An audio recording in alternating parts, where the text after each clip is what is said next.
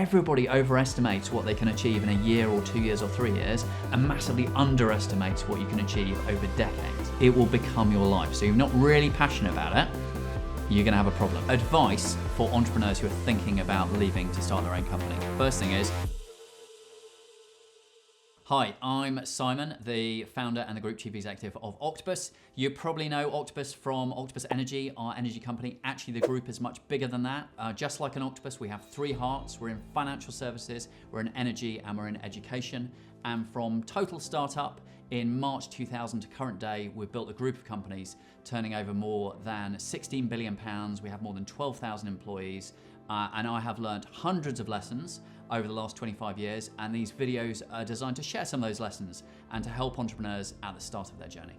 Let me compare a couple of experiences I've had at Octopus. So there's our first experience when we set the business up 25 years ago, when we're using the Yellow Pages, we're calling thousands and thousands of people. It takes us 9 months, and thankfully it ended in success. We raised the £2.25 million. We've never had to raise any more money. And I now compare that, and then the business has grown and it's got much, much larger, and we ended up with quite a lot of cash on our balance sheet. So we had £200 million of cash on our balance sheet. And I met a guy in 2015 called Greg Jackson. And Greg Jackson is the founder and the chief executive of Octopus Energy. And Greg wanted to build an energy business. And building an energy business requires an enormous amount of capital. Literally hundreds, and if you're going to build one of real scale, actually billions of pounds, not hundreds of millions. But he came to me with the idea and he said, look, this is what I want to build. And energy at the time was the second least trusted industry in the world behind financial services. I was really excited, largely by him as the entrepreneur and what I thought he was capable of. And so we funded him. Our balance sheet, the cash on our balance sheet funded Greg. I think at our peak, we had about £156 million of our balance sheet in Octopus Energy, helping to build and scale that business. And because I believed in Greg, I believed in the opportunity, I thought that the industry was broken, and I thought we could do something that would be really, really good for the customer. And it turns out, I was sitting here 9 years later, we're the largest energy company in the UK now. We have almost 8 million customers. You've got almost 60 million accounts on our technology platform. It's amazing. But the journey for Greg, as the founder and the CEO of that business, has involved multiple fundraisings from lots of other investors, because he needed a lot more capital than just Octopus was able to provide. So I've been working with Greg for the last probably 5-6 years to bring other sources of capital into that business. And they're traditionally private equity funds and industry partners. Now, I'll talk about both of those. The industry partners are other energy companies. So Tokyo Gas, the largest energy company in Japan, and Origin Energy, the largest energy company in Australia, are both investors in Octopus Energy. They've both taken money off their balance sheet and put it into Octopus Energy because they believe that company is the future of energy. The other investors, there's a Canadian investor called CPPIB, the largest institutional investor in the world, has about 700 billion Canadian dollars under management, and Generation Investment Management, which is Al Gore's fund management business, which is biased towards sustainability, environment, and trying to build, again, the future of energy.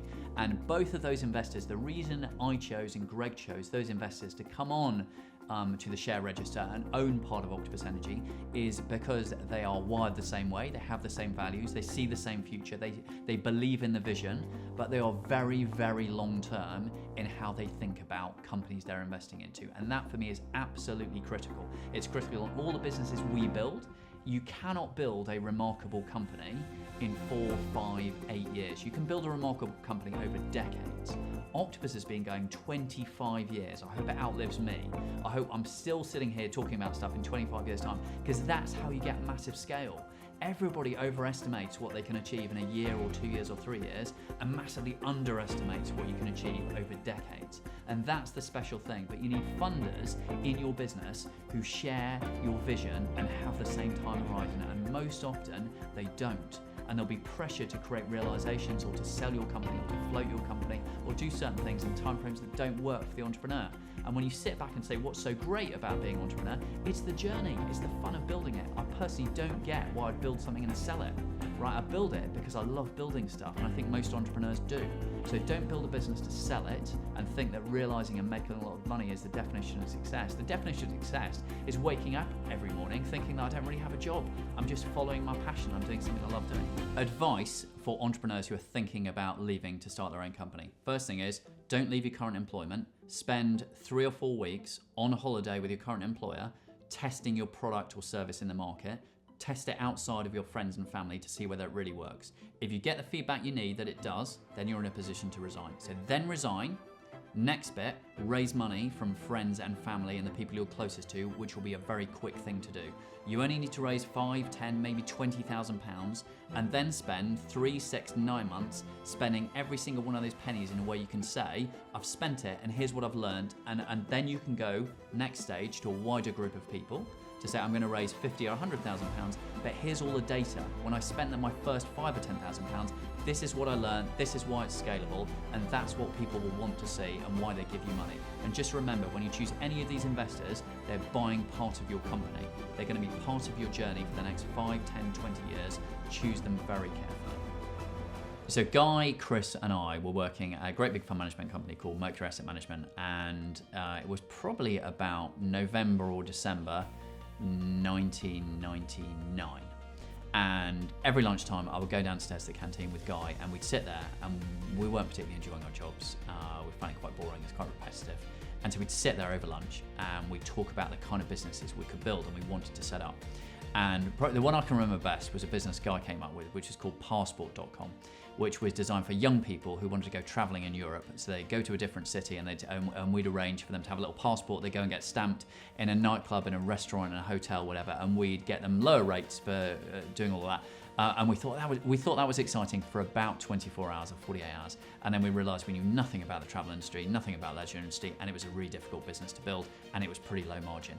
So we killed that one. And eventually, after a few months of talking about this, we went, do you know what? We work in the financial services industry. It's totally broken. It's the least trusted industry in the world. It's the one we know a little bit about. So actually what we should do is kind of stick to our knitting, and we should see if we can build a better version. Seemed a bit ridiculous. We're working at a company that has about £500 billion under management at the time, and we were leaving to create a startup aged 24 or 25. But in hindsight, again, that was a good decision we made. So when you're thinking about starting a business, what you need to do is, what industry do you currently work in and why do you find it frustrating? So what's broken about it and what would you fix? Right? The second thing is you need to be really, really passionate about what you're doing. So this is going to consume your life.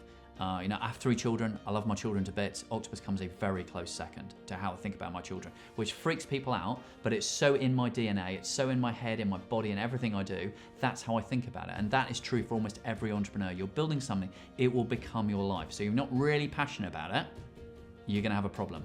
And the third lesson for people is you don't need to build something totally new.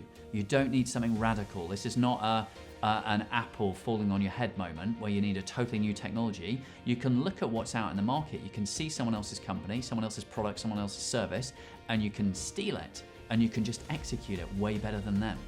That is, for almost all entrepreneurs, they say, oh, do you know what? I'd love to set my own company. I just haven't had the idea. It is hardly ever about the idea. It's about the execution. So don't use that as an excuse. You can see what's around you all the time. Most companies they're not brilliant companies. You wouldn't be friends with them. They don't stand out. They're kind of instantly forgettable. You could probably do the same as them, but just build it better.